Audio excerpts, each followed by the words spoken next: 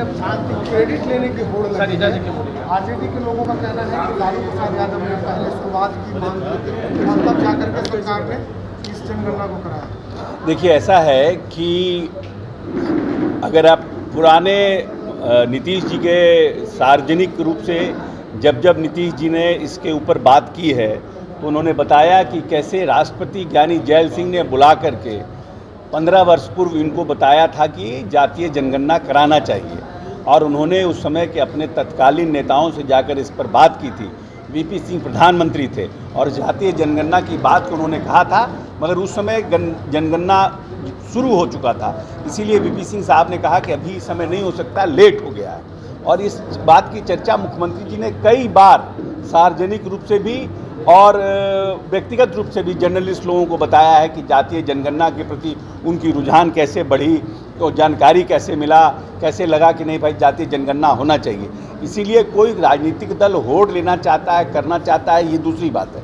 विधानसभा में दोनों बार माननीय नेता नीतीश कुमार जी के पहल पर ये प्रस्ताव लाया गया और प्रस्ताव को सर्वसम्मति से पारित कराया गया। तो निश्चित रूप से जब सरकार की इच्छा शक्ति रहती है तभी विधानसभा में प्रस्ताव आता है और प्रस्ताव पारित होता है सर्वसम्मति से। हम ये कहते हैं, ये नहीं कहते हैं कि क्रेडिट किसी को देना है। सबने इस जातीय जनगणना में बिहार के सभी राजनीतिक दल के नेताओं ने नीतीश कुमार के पहल को अपनी ताकत दी और अपनी सहमति दी। सर्वसम्मति से ये पास हो रहा है। इसीलिए जहाँ तक क्रेडिट का सवाल है, ये इशू बहुत पहले से नीतीश कुमार उठाते आ रहे हैं और हम लोग मानते हैं कि नीतीश जी को धन्यवाद देते हैं कि सभी जाति धर्म, कुछ लोग कन्फ्यूजन क्रिएट करना चाहते हैं। कहीं कहीं आज के अंग्रेजी अखबारों में भी कुछ बातें लिखी गई है, दिल्ली में भी। ये पूरी तरह से गलत है और लोगों को दिग्भ्रमित करने की प्रयास है।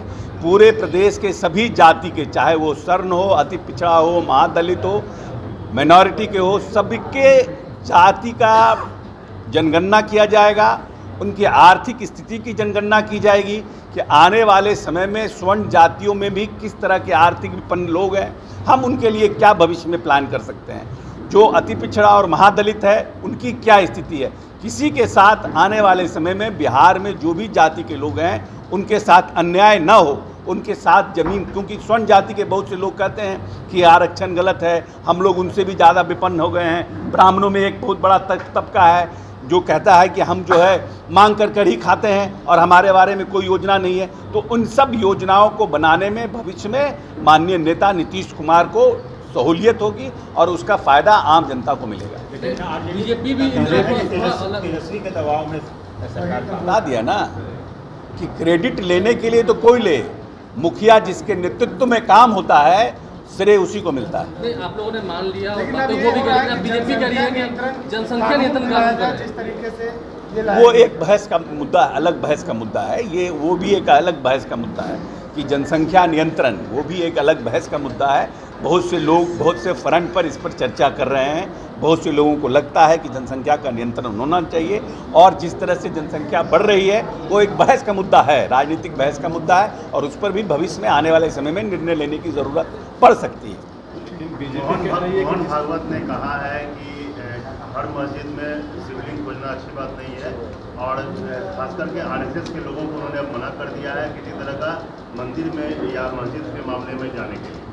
तो ठीक है, ये तो एक अपना कोहेसिव मोहन भागवत जी का ये बयान इस बात को प्रमाणित करता है कि आरएसएस प्रमुख भी देश में सद्भावना की बात करते हैं और दूसरे जाति धर्म के लोगों के जो भावना है, जो जिसको बोलते हैं धार्मिक भावना है, उसका सम्मान करते हैं कि भाई किसी की भावनाओं को ठेस मत पहुंचिए। हर मस्जिद में घुस करके शिवलिंग खोजना कुछ, क्योंकि उदंड लोगों की कमी नहीं है।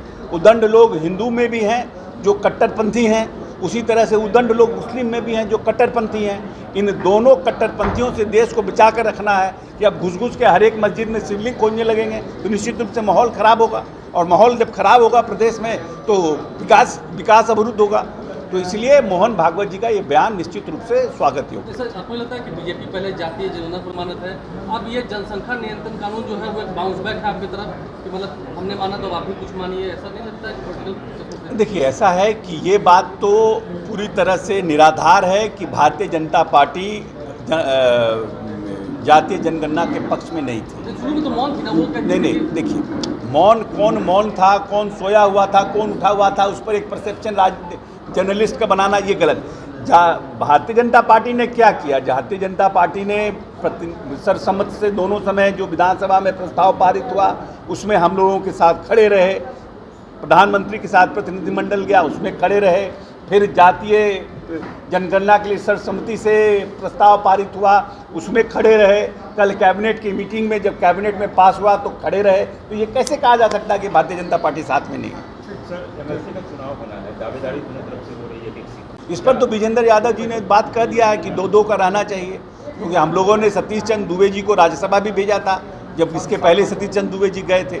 तो 2-2 का विजेंद्र जी का सीनियर लीडर है, उन्होंने बयान दे दिया है, इसीलिए स्टैंड तो पार्टी का क्लियर है।